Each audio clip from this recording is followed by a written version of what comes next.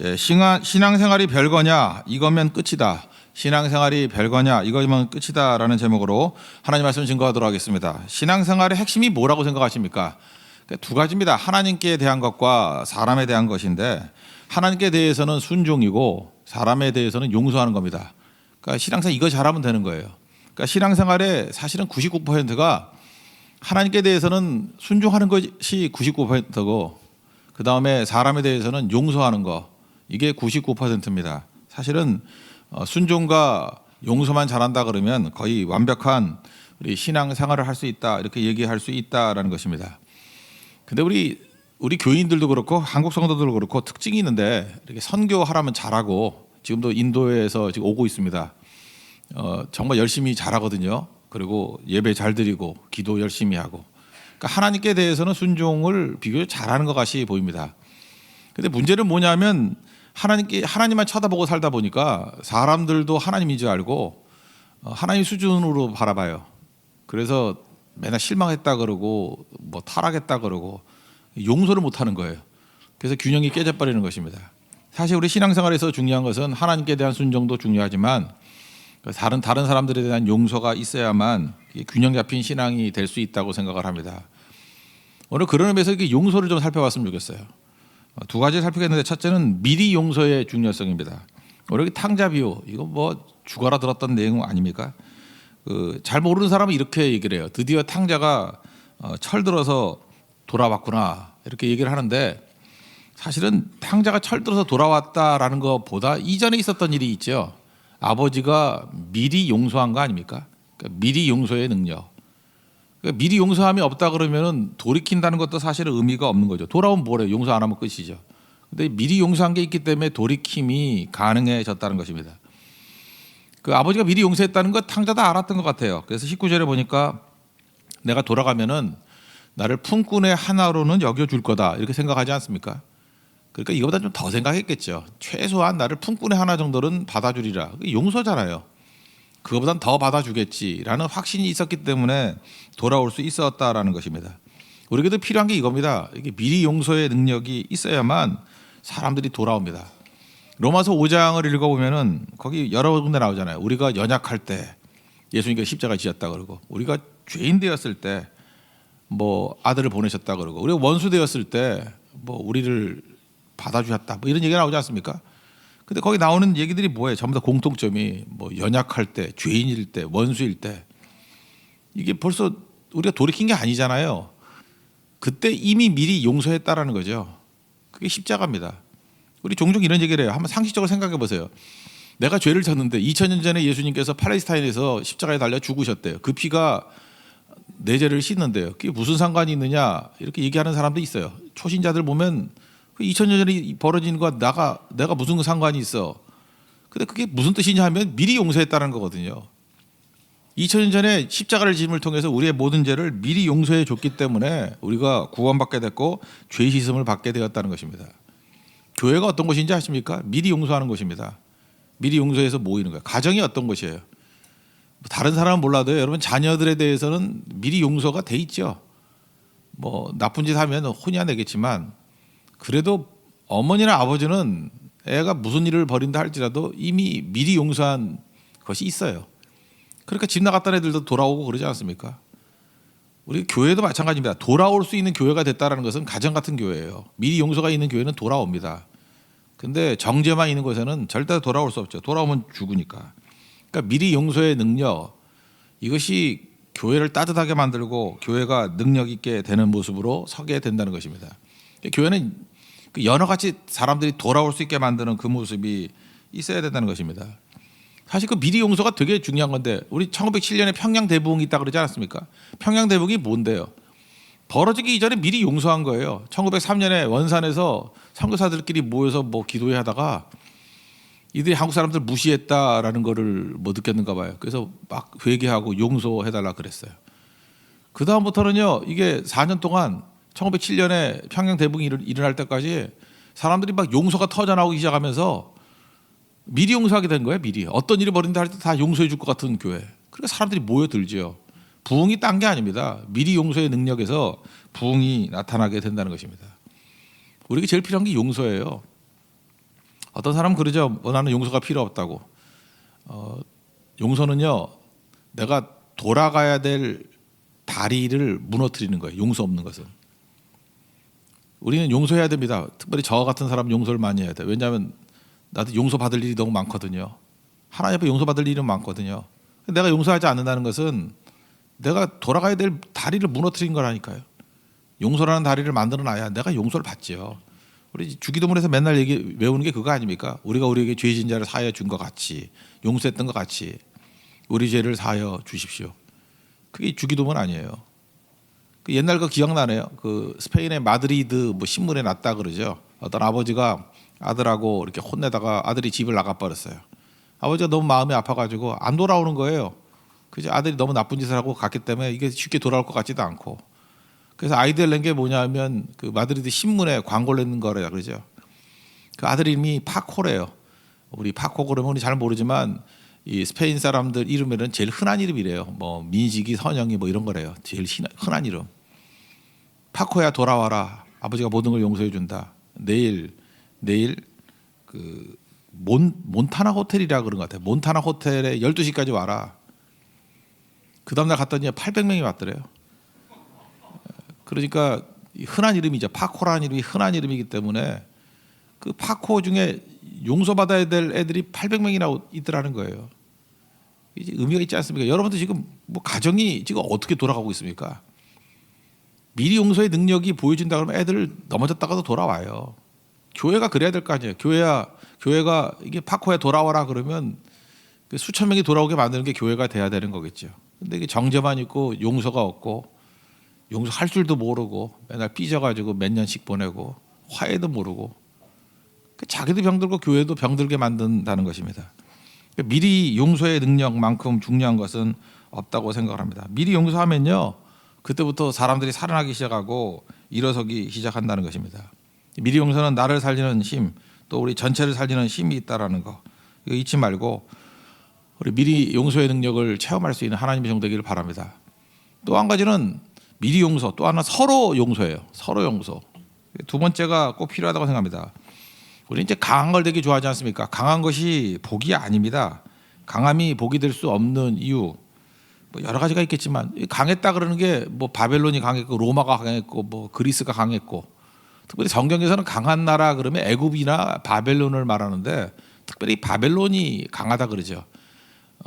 예레미야 50장 같은 데 보면 바벨론 강한 바벨론이 망하는 얘기가 나와요. 힘 있는 바벨론이 망하는 얘기가 나오고 그 주제가 요한계시록에도 나오죠. 그래서 바벨론 그러면 세상 나라예요. 강한 세상 나라. 망하였도다 망하였도다 바벨론이에요. 그게 나오거든요. 그러니까 강한 힘이 복이 되지 못한다고요. 그 힘이라는 건 뭐냐면요. 하나님이 쓰시는 도구예요. 어떤 힘이든 간에 힘은 도구입니다. 바벨론도 힘이 있잖아요. 도구죠. 그건 악한 도구였어요. 심판의 도구. 우리에게도 힘을 줬죠. 그 은사 아닙니까? 은사도 도구예요. 잘 쓰임 받으면 하나님께 영광이 되고 우리에게도 유익이 됩니다. 그런데 이 힘이요, 이게 하나님께서 주신 힘이지만 힘의 결정적인 약점이 있는데 뭐냐면 멈추지 못한다는 거예요. 힘 가져봤어요? 힘 가져보면요, 이게 멈추지를 못해요. 뭐 힘을 쓰고 처음에는 하나님 위해서 쓴다 그러고 잘 쓴다고요. 근데 막 힘을 쓰다 보면은 힘의 관성이 붙어가지고 이제 멈춰야 될 텐데 멈추지를 못해요. 그래서 힘은 복이 못 돼요. 힘 있는 거 너무 좋아하지 마십시오. 힘이 멈추지를 못해요. 그래서 다윗 왕이 위대한 거예요. 다윗 왕은 힘 가진 사람 아니에요. 하나님께서 엄청나게 힘을 줬는데 역대상 29장 같은 데 보세요. 자기가 하고 싶은 게 성전 짓는 거거든요. 근데 성전 지을 준비를 잔뜩 해놨어요. 하나님이 짓지 말라 그러니까 잔뜩 준비해가지고 아들 솔로몬에게 물려주지요. 그리고도 하나님이 짓지 말라 그러니까 멈추잖아요. 이게 얼마나 힘든 건데. 다윗의 위대성, 다윗이 했던 일 중에 제일 위대한 일은 성전 지을 수 있는데도 불구하고 성전 짓지 않는 멈춘 일이에요. 왜? 힘 있는 사람은 멈추지 않거든요. 다윗은 힘이 있는데도 멈췄어요. 이건 하나님께 굴복한 힘이에요. 이건 정말 복된 힘이고 이런 거 희귀한 일이라는 것입니다. 교회에서도 보면요, 저 그런 거 봐요. 돈을 많이 번 사람이 있지 않습니까? 돈을 많이 벌면 처음에 하나님 잘 쓰죠. 귀하죠. 뭐 헌금도 하고 뭐 후원도 해주고 잘 쓰잖아요. 근데 참 이게 무서운 게 뭐냐면요, 제가 이게 속된 말이면 그대로 해줄게요. 어떤 사람은 또 이렇게 느끼더라고요. 좀 돈지랄 그만 좀 하라고. 돈 자랑 그만 좀 하라고. 그게 또 상처가 될 수 있어요. 이게 뭔가 문제가 있다고요. 그 이유가 뭔지 아십니까? 하나님께 주신 돈 가지고 어느 정도까지 일을 해야 되는데 멈춰야 되거든요. 멈춰야 되는데 돈이면 되는 일이 많거든. 그러니까 한없이 돈 갖고 일하려고 그래. 한없이. 이제는 기도로 일을 해야 되고 이제 딴 걸로 일을 해야 되는데. 선교지 가서도 마찬가지예요. 우리가 이게 후원도 하고 선교 헌금도 하고 같이 가고 해야 되는데 진짜 어떤 놈들은 돈지랄하는 놈들이 있어요. 거기서 아무나 막 나눠주면 안 되거든요. 거기든 선교지 있는 사람들 그러면 다 무너지거든요. 그 원주민들 거기 100불이 얼마나 큰 돈인데 그런 거 뭐 자기 같은 뭐 그냥 주면 다 되는지 알죠? 멈추지를 못해요. 멈추지를. 자기 만족을 위해서. 돈이 그런 거거든요. 돈은 또 힘은 이거 힘되지 못합니다. 이건. 그래서 예레미야 50장을 보면은 힘 자랑하다가 바벨론이 망하는데 그래서 힘이 복이 아니다. 그럼 뭐가 복이냐? 거기 두 가지가 나와요. 19절 20절에 나오는데 하나는 하나님 앞에서 목장으로 돌아가는 거. 옛날에 초장이라고 나왔는데 50장 19절을 보면요. 이스라엘을 다시 그의 목장으로 돌아가게 하리니. 목장. 옛날에 초장이라고 돼 있었는데 왜 자꾸 바꾸는지 모르겠어요. 그 시편 23편에도 보면은 그런 말씀이 나죠. 여호와는 나의 목자시니 내가 부족함이 없으리로다. 그가 나를 푸른 초장이도 또 바꿔서 이거 풀밭으로. 자꾸 바꿔가지고 지금 목회하기 너무 힘들어요. 지금 이게 바뀌어가지고 그 다 초장이었어요. 옛날에 초장으로 인도하신다. 우리가 하나님께 힘을 주시죠. 다 쓰고 난 다음에 인도도 이번에 굉장히 충성스럽게 헌신했습니다. 정말 많은 사람들에게 원색 복음을 증거하고 영접한 사람도 많고요. 특별히 하재풀 교회 그 공장에서는 60여 개의 말씀을 증거했는데 이게 어떻게 되는지 모르겠어요. 제가 말씀을 증거하고 예수님을 나의 구주로 영접할 사람은 일어서십시오 그랬는데 이거 어떻게 되지? 주인 눈치 보더지만 다 일어서 버려서 60명이. 다 일어서니까 이게 신빙성이 없는 거야. 이거 어떻게 일어난 건가? 근데 그게 쉬운 게 아니래 그 사람들한테는. 성령이 일하신 거죠. 특별히 우리 그 임난이라고 우리 교회에서 세례받았던 형제 있죠. 그 형제가 간증을 했는데 그게 그 사회에서 쉬운 표현이 아니라 선교사님이 놀라더라고요. 자기가 그 예수님 믿고 그다음에 여기서 개종하게 됐다고. 그 개종이란 말은 굉장히 위험한 말이에요. 개종이란 말을 썼다가는 죽을 수도 있대요. 감옥에 갈 수도 있고. 근데 임난이 그 단어를 써요. 개종했다고. 그 선교사님이 우시더라고요. 개종했다고. 이게 엄청난 표현이라고. 그리고 우리가 그 예수 안에 우리는 한 가족 달람예수 그거 힌디어로 이렇게 해서 노래 부르거든요. 그 임난이 하루 종일 그것만 그 웅얼웅얼 거리고 있더라고요. 그죠? 그 예수님 영접한 거예요. 그가 우리 안내해 주다가 변화가 된 거예요. 이런 모든 일들 이게 바로 뭐예요? 이 사역하고 난 다음에 다시 목장으로 돌아오는 거예요. 예배로 돌아오는 거예요. 힘이 복이 아니고요. 목장으로 초장으로 돌아오는 거, 예배로 돌아오는 게 복이에요. 여러분 영적인 복이 복이라는 거 잊지 마십시오. 그게 복이에요, 복. 물질은 부차적인 거고요. 그걸 통해 일해서 결국은 영적인 부유함이 있는 거죠. 이거 좀 이해하기 위해서 이런 거죠. 물질보다도 체험을 선호하라 뭐 이런 얘기가 있죠. 이것도 똑같은 거라고요. 예를 들어서 물질, 뭐 물건을 구매하지 않습니까? 물건을 구매하면은 물건을 구매하는 것보다 체험을 구매하는 거, 이렇게 영적인 걸 구매하는 게 훨씬 더 낫다고요. 왜냐하면 물건은 구매해봐야 비교가 되거든요. 여러분 자동차 어떤 거 사면 좋습니까? 뭐 전 옛날 뭐 CC로 했죠. 뭐 중형차 2000cc 정도 중형차 사면은 좋을 것 같죠. 그러면 또 대형차가 나와요. 대형차 나오면 또 롤스로이드 나오고요. 자동차는 뭘 사든 간에 나중에는 비교하게 돼 있다고요. 비교는 후회하고 친구예요. 비교 계속하면 후회가 돼요. 그런데 생각해 보세요.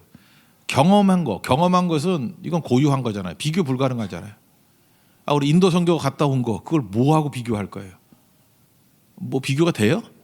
인도 선교가 좋아요, 뭐 네팔 선교가 좋아요. 이런 거 비교하나? 뭐 다 각각 좋지. 그죠? 이건 비교가 되는 게 아니에요. 이게 체험적인 거는. 그래서 영적인 것, 체험적인 것으로 가야지 이게 복이다. 이걸 잊지 마십시오.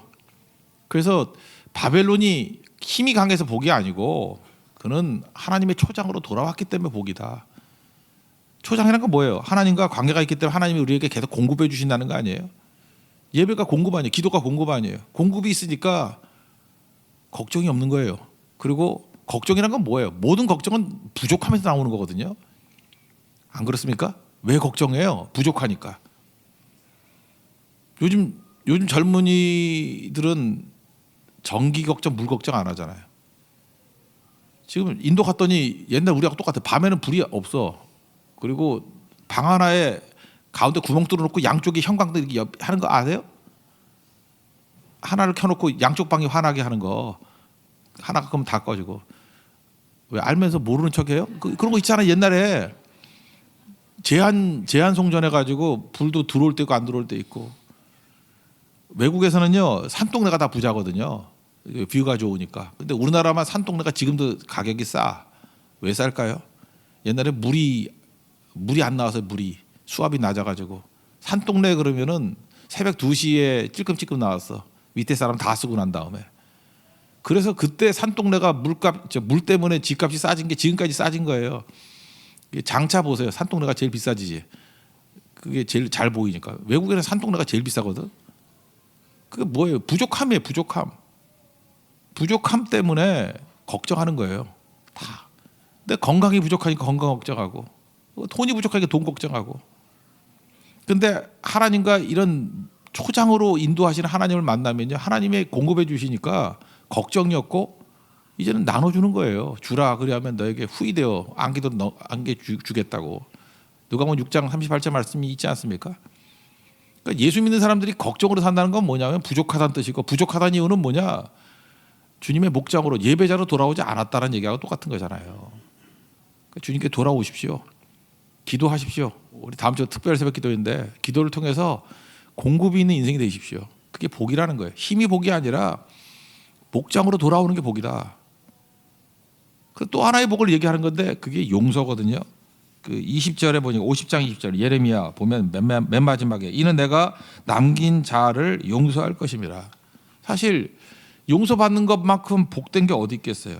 우리가 고생하고 고난을 당한다 할지라도 내 죄 용서를 받았다 그러면 그거보다 기쁜 일이 어디 있겠어요. 시편 32편을 한번 읽어보면요, 거기 이런 얘기가 나요. 허물의 사함을 받고 자신의 죄가 가려진 자는 복이 있다고. 자기가 죄 용서 받기 전에, 다윗이 왕이잖아요. 왕인데도 불구하고 내가 입을 열지 아니할 때 종일 씨름했고 내 뼈가 쇠했대요. 그리고 주의 손이 주야로 나를 누르기 때문에 진액이 빠져서 여름 가물에 마른같이 돼버렸대요. 이 죄 용서 받지 못한 사람들의 그 괴로움 아십니까? 근데 뭐가 복이라는 거예요? 용서가 복이라는 거예요. 용서. 예수님 때문에 우리가 죄 용서 받았다는 거, 구원 받았다는 거, 이게 복이지. 뭐 돈 좀 더 있고 좋은 차 타고 이게 뭐가 복이겠어요? 용서가 복이지. 용서받는 거예요. 용서받는 거. 근데 우리가 살다 보면요, 서로에게 죄를 져요. 하나님께만 죄를 지는 게 아니라 서로에게 죄를 져. 어떤 강사한테 들은 얘기인데, 강사가 이런 얘기예요. 어떤 강사분이 여자 중학교 가서 강의를 했대요. 이분은 나쁜 의도가 아니에요. 여자 중학교 가서 강의를 했는데 강의 내용이 뭐냐 하면은 강사가 좀 이렇게 귀에 들리는 좀 솔깃한 얘기를 해야 되는 거 아니에요. 그래야 강의를 잘했다 그러지. 그래서 주변의 친구나 환경이 얼마나 중요한지를 설명해 주기 위해서 예를 이렇게 들었대요. 친구 한 사람이 비만에 걸리면, 뚱뚱하면, 비만하면, 여러분 그 주변에 친구들이 비만이 될 확률이 얼마인지 아십니까? 그게 물었대요. 50%가 넘습니다. 한 사람이 뚱뚱하잖아요. 그러면 그 친구들과 같이 교제하는 사람도 비만이 될 가능성이 50%가 넘는데, 이건 뭘 강조하는 거예요? 환경이 중요하다, 뭐 이런 걸 강조하기 위해서 듣기 좋으라고 들은 예지요. 근데 그 강의를 듣던 중에 어떤 한 여학생이 벌떡 일어서지만 울면서 나가더라는 거예요. 그러면서 옆에 있는 친구에게 그러더래요. 얘들아 미안해. 좀 이렇게 뚱뚱한 애예요. 그걸 자기에게 적용한 거예요. 참 묘하죠. 그 뜻이 아니었는데 사람은 전부 다 자기에게 적용해. 자기에게. 내가 주변에 피해를 줬구나. 내가 뚱뚱해가지고 주변 애들 뚱뚱하게 만드는구나. 그래서 이 강사가 고민했다는 거예요. 가서 고창 사과를 할까? 사과를 하면은 걔가 뚱뚱하다는 걸 증명하는 게 되잖아. 그래서 사과도 못 하고, 그래서 얼떨결에 사과를 안 하고 참았더니 이것도 죄의식에 빠지더라는 거예요. 그래서 고민했대. 이러지도 못하고 저러지도 못하고. 저는 그 얘기를 들으면서 그런 생각을 했어요. 그거는 힘들대도 가서 사과하는 게 옳았다고. 사과해야죠. 여러분, 사는 게 죄입니다. 그거 아세요? 이번에도 일주일 동안 그 인도 선교 가가지고 부대끼니까, 부대끼면은 그거 말을 할 때도 남에게 좋은 말만 할 것 같아요. 상처를 주고. 어떻게 생긴 게 죄예요. 왜 그렇게 생겨가지고 볼 때마다 피곤하게 만든 사람 있잖아요. 그죠? 생긴 게 죄고. 제가 얼마나 죄를 많이 짓고 왔는지 그냥 보면 다 죄래, 죄. 말하는 게 죄고. 여러분, 제가 설교를 하지 않습니까? 이렇게 설교를 하면 100명이 있으면은 99명이 은혜를 받더라도 한 사람은 기분 나쁘거나 상처를 받을 수 있어요. 이게 하나님 말씀을 인간이 전하기 때문에 누구나 다 그게 느껴져요. 이거 그러면 스스로 이제 합리화시킬 수 있어요. 이거 하나님 말씀을 지금 은혜 받는 사람이 받는 거고, 은혜 못 받는 사람들은 지 탓이야, 이렇게 말할 수도 있겠지만, 이게 설교할 때마다 이게 죄 짓는 거예요. 일부분의 일종 어떤 사람한테는 이게 또 얼마나 상처가 되겠어요. 아픔이 되겠어요. 이게 나쁜 의도 아니거든요. 그러더라도 받아들일 때 그렇게 받아들일 수 있잖아요. 그러면 우린 그렇게 안 사냐고요. 여러분이 이 땅을 살아가면서 사람과 만나가지고 대화를 나누거나 표정을 짓거나 무슨 일을 하든지 간에 좋은 의도를 갖고 해도 좋은 것만 전달되는 게 아니에요. 상처가 있다고요. 그럼 우리가 해야 될 일이 뭐죠? 용서하는 거죠. 서로 용서하는 거.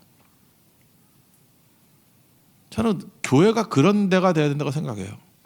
서로 용서해주고 또 용서 받아야 돼요. 그게 좋은 교회입니다.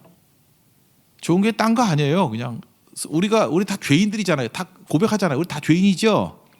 그러니까 우리가 할 일은 뭐냐면 서로 용서해주고 용서받는 거예요. 성도들은 목사를 용서해주고, 목사는 또 성도들을 용서하고, 성도들끼리 용서해주고, 그러면 다 살아나요. 또 그게 아니 그렇게 해야 된다니까요. 왜냐하면 우리는 다 죄인들이기 때문에 그거 안 하면 교회가 아닌 거예요. 그거 아니면 가정이 아닌 거라고. 용서하게 되면 나타나는 현상이 친절해지거든요. 우리가 불친절한 이유가 뭔지 아십니까? 나는 뭐 매너가 그렇고 성격이 그래서 그래. 아니에요. 용서 안 했기 때문에 불친절한 거예요. 여러분, 용서라면요 친절해져요. 그래서 불친절한 인간들은 다 용서가 없는 인간들이야. 나쁜 사람들이에요. 그죠? 용서하면 친절해져요.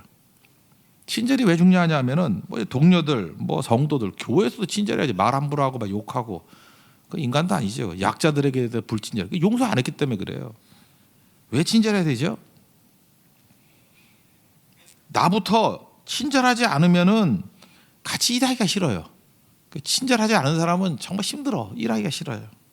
친절하지 않으면요, 친절하지 않은 표정과 말투가 있으면은 기운이 다 빠져. 특별히 영적 전쟁을 벌이는 일이 많잖아요. 영적 전쟁을 벌여야 되는데 기운이 빠져가지고 되겠어요?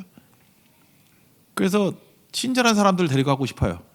이번 인도 선교가 좋았던 게 뭐냐 하면은, 뭐 그렇다고 딴 선교 갔던 사람들을 내가 욕하는 건 아니에요. 약간 욕은 있지만 그래도 이번 선교 갔던 사람들은 전반적으로 전체적으로 좀 온순한 사람들이 많이 갔어요. 말 함부로 안 하고, 그리고 상처들이 좀 적다 그래야 되나, 이렇게 막 폭언 안 하고, 그랬더니 전반적으로 친절했어요. 그랬더니 일은 엄청나게 했는데도 불구하고 피로도가 없는 거예요. 그리고 인도 가가지고 둘째 날에 7명이 아파가지고, 인도병이거든요. 배탈나고. 젊은 애들 주로 많이 걸려요. 그 더러운 나라기 때문에. 그래서 나이 드신 분들은 워낙 더럽게 살았기 때문에 저는 A형 간염도 없어요. 저는. 왜냐면 그 뭐 책상에 붙어 있는 껌 그거 다시 뜯어가지고 씻고, 그 2차 대전 때 붙어 있던 거 계속 씻거든요. 이렇게. 그러니까 뭐 전체가, 그때 사탕 하나 갖고 내가 우리 반 애들 다 한 번씩 다 빨아먹은 적 있어요. 3번 빨면 맞고 2번씩 빨아서 다 돌고. 그러니까 뭐 간염 다 걸렸죠. 그러니까 다 걸렸기 때문에 간염된 거고. 제가 B형 간염 백신을 3번 맞는 거잖아요. 그 6번 했어요. 그 18번 맞았는데도 백신이 안 생겨요. 안 생겨. 그랬더니 의사가 나한테 그러더라고. 하도 더럽게 살아가지고 다 이겨내고 있대 지금. 그러니까 젊은 애들 가면 그게 안 되거든요. 그러니까 팍팍 쓰러지고 하는데 오래 걸리거든요. 근데 이번 선교 갔더니 다 같이 기도했어요. 거기서 마지막 날 다 일어섰네 7명이. 지금 올 때는 아마 펄펄 뛰고 올 거예요, 그죠? 그게 기도의 능력도 되겠지만 그 따뜻함이 있었기 때문에 그래요. 저는 서로 용서하는 것이 그렇게 중요하다고 생각을 해요. 일주일로 같이 한번 생활해보세요. 같은데 생활하면은 불편하잖아요. 근데 서로 간에 용서를 구하더라고요. 용서하고 용서를 구하고 친절해지고. 그러니까 그게 뭐 천국이 되는 거죠. 연교 전쟁을 할 때 마귀 종로로 하는 사람이 누군지 알아요? 불친절한 사람이에요. 지승질 부리고 나는 뭐 성질이 없냐 그러고 아무것도 아닌 거죠. 여러분들 사람들을 구분할 때 여러분 착각을 하고 있어요. 여러분 사람은 어떻게 봐요? 빈부로 뭐 부자 가난한 사람 뭐 이걸로 따지고 뭐 많이 배우고 덜 배우고 정의롭고 뭐 정의롭지 않고 학벌이 있고 없고 뭐 그런 걸로 나누는지 아십니까? 그렇게 나눌 줄 알죠. 근데 실제로 여러분이 사람 어떻게 나눠요? 친절한 사람과 불친절한 사람이에요. 안 그래요? 저도 딱 보면은 나한테 친절한 사람, 나한테 불친절한 사람 그거밖에 없지. 뭐 그 사람이 돈이 있고 없고 뭐 많이 배우고 안 배우고 나하고 무슨 상관이 있어? 나한테 친절한 사람이 좋은 거지. 착각하지 말아요. 여러분들 자기 자신 말고 이웃은요 기준점이 딱 하나예요. 친절한가 아닌가. 누가 친절해요? 용서한 사람만이 친절해질 수 있다라는 것입니다. 바로 그런 모습이 있으면 돼요. 친절하면 사람을 끄는 힘이 있습니다. 교회는 매력 있는 곳이 돼야죠. 그죠? 뭐 시크한 매력 잠깐 있는데 그래도 괜히 시크가 표정 짓고 괜히 우울한 척하고 있는데 시크에서 매력 있는 사람들의 탤런트 중에 한둘밖에 없어요. 여러분들 절대 시크하지 않아요. 그냥 웃고 다니는 게 좋죠. 사실 헤어나올 수 없는 매력은 친절함이 있어요. 물론 저 같은 대머리도 되죠. 헤어나올 수 없는 매력. 그러나 헤어나올 수 없는 매력은 친절함이 있다라는 거. 친절하십시오. 사랑장 보면요, 고린도전서 13장 4절에 보면 사랑은 오래 참고 우리 개역은 사랑을 온유하면 그런데 이거 원래 번역은 사랑은 친절한 거예요. Love is kind. 사랑하면서 친절하지 않은 사람이 어디 있어요? 친절한 거예요, 친절. 디모데후서 2장 24절 보니까 주의 종은 그래서 일꾼들이요 하나님의 중직자를 세울 때 마땅히 다투지 아니하고 뭐 다투면 안 되죠. 맨날 싸움질하는 사람을 어떻게 중직을 세워요? 이건 뭐 일꾼 세우면 안 되죠. 이건 준비 현장 세워도 안 되고 이건 뭐죠? 리더 세워도 안 되고 이건 맨날 싸움질만 하면 되겠어요? 모든 사람에 대하여 온유하며 이것도 마찬가지예요. 친절이에요. 그죠? Kind to everyone. 모든 사람에게서 친절한 사람. 누가 이게 가능하죠? 용서해주고 용서받는 사람. 이게 교회입니다. 저는 우리 교회가 좋은 교회 되기를 원합니다. 그래서 우리도 해야 될 일이 뭐예요? 미리 용서하면요 모여들어요. 미리 용서하면 그게 아버지가 미리 용서했을 때 예수님이 미리 용서했을 때 전체를 구원했던 건 마찬가지로 우리도 미리 용서의 능력을 기르십시오. 그리고 또 한 가지 서로 용서해 주는 거예요. 그럼 교회가 따뜻한 교회가 되고 다 살아나게 되고 아무리 배척하는 곳에 간다 할지라도 복음의 능력이 드러나게 된다는 것입니다. 그런 승리를 맛보는 믿음의 종되기를 바랍니다. 자리에서 일어나겠습니다. 우리도 예수 안에 우리는 한 가족 한번 찬양합시다. 예수 안에 우리 뭐 힌디어를 안 하고 한국말로 하겠습니다. 예수 안에 우리는 한 가족 율동하면서 찬양합시다.